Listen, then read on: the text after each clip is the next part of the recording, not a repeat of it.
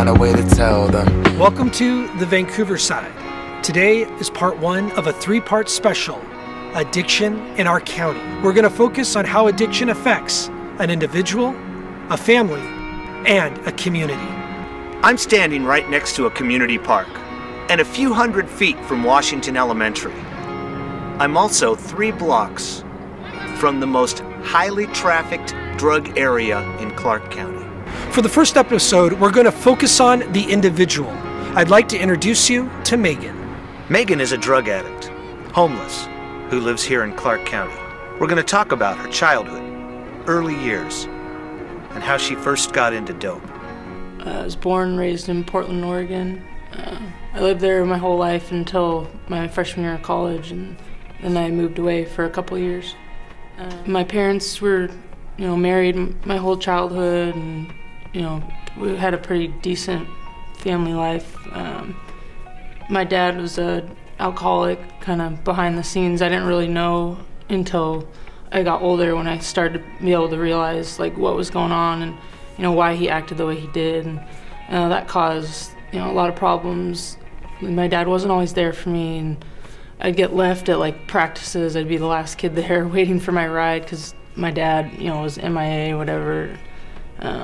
For the most part, when I was young, my family life wasn't too bad. It just just lack of support, I guess. But I started playing sports when I was young, so that kind of helped. I always was part of a group, and always, so I had support from my coaches and teammates and stuff like that. So that made that a lot easier. Kind of filled the void of not having my dad and my mom really there for me. 51% of students who use illegal drugs get poor grades, C's, D's, and F's. That's compared to 22% of the general population. When I was in about 4th grade, I think is when I first started drinking alcohol. I'd sneak it from my parents' liquor cabinet and bring it to school.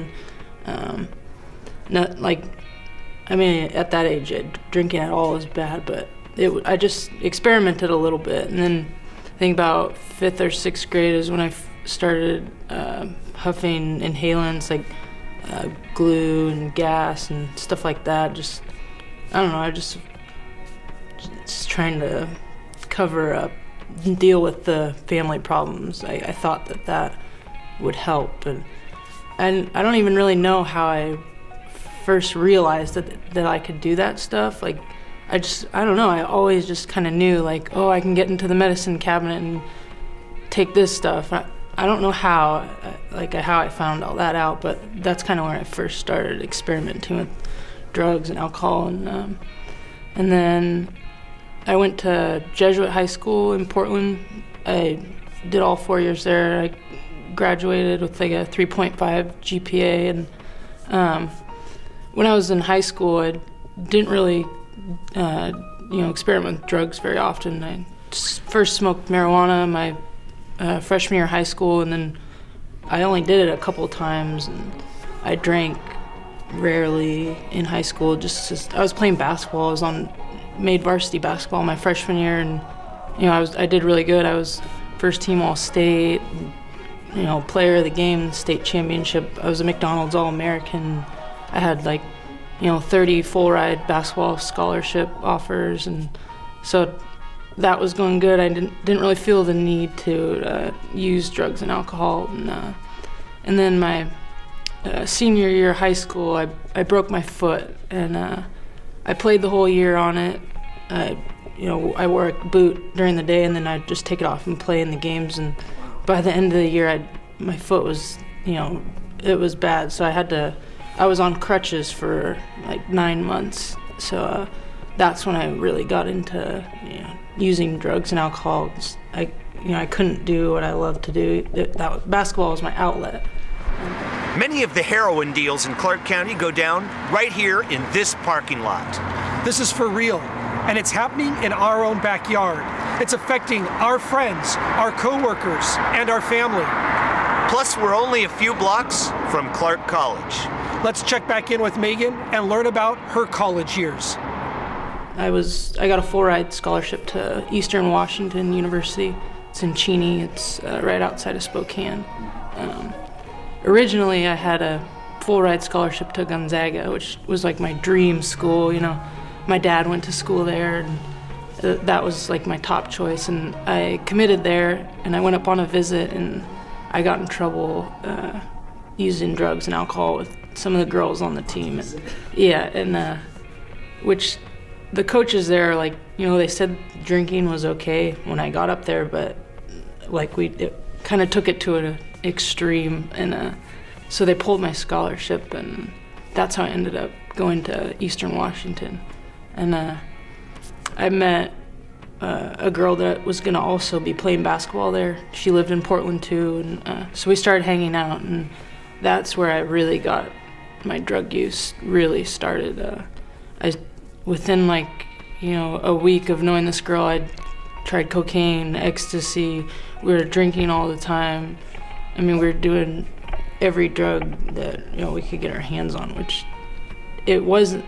I knew what I was doing wasn't me, and it wasn't that I was like gung-ho about doing it, but it was that I was fitting in, which was like, you know, a main reason of why I kept doing it, because, you know, I had this new friend and I wanted to fit in, and it felt cool, you know, being able to hang out and have lots of friends, and that's what they thought was cool. And then it kind of got to the point where it wasn't that I was just doing it just to fit in, it was that I felt like I needed to feel, you know, and make me feel better. And I think that's really where I got, you know, hooked mentally and or physically. I got addicted to ecstasy first, which was, you know, that was pretty bad.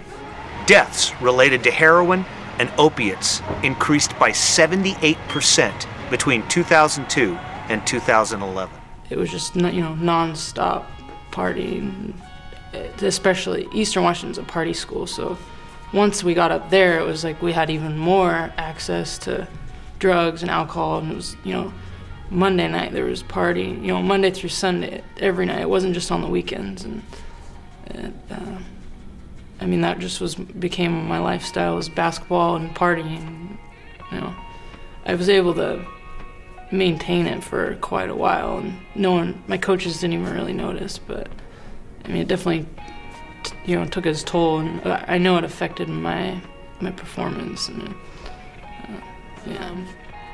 So I finished out my freshman year of college at Eastern, and I moved back home to Portland, and I was living with my high school basketball coach and her family, because my senior year of high school, my parents kicked me out of the house, and so I moved in with them, and I'd been living with them. What was the reason for kicking out?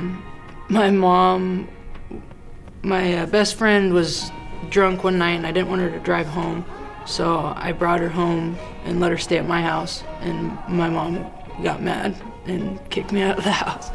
So at that point, she didn't know about drug use or anything like that. Like, you know, I still had good grades. I had a basketball scholarship, so she had, you know, no idea. And we didn't get along to begin with, so that was just her excuse to, you know, put me out. So, but I moved back from Eastern, and my high school coach is a really, really bad alcoholic and drug addict. So the main reason for me living with them was to take care of their 3 kids and her while her husband was at work. And they had a 1-year-old, a 3-year-old, and a 6-year-old. And it was, you know, I was raising the kids, and she was, you know, she'd be asleep all day or, you know, doing her thing, whatever. So I was raising these kids, trying to take care of myself and her all at the same time, which it was a lot, you know, and I'm trying to, you know, deal with my drug addiction at the same time. So I think that was a lot of stress on me, which just, you know, I used more and more to deal with that. You know, no 18-year-old kid should be raising 3 kids and taking care of a 36-year-old woman, you know, and taking care of the house and all that stuff. So, yeah, my drug use just continued, and I think I probably started using more often just to deal with, you know, everything. The state I was in, I, you know, probably wasn't the best person to be taking care of little kids, but at that point it was better than her doing it. And they didn't really know that I had a drug problem, so yeah, that summer it was just me. That's kind of when it switched over from doing it socially to me doing drugs and drinking on my own, which I think was a big transition, because I'd never, I'd always just done it with friends and never just done it by myself, which I think's, it got a lot worse for me then, because then I felt like I was trying to hide it, and so. Did you know that it's easier to get hard drugs like meth and heroin here in Vancouver, Washington than it is in Portland, Oregon?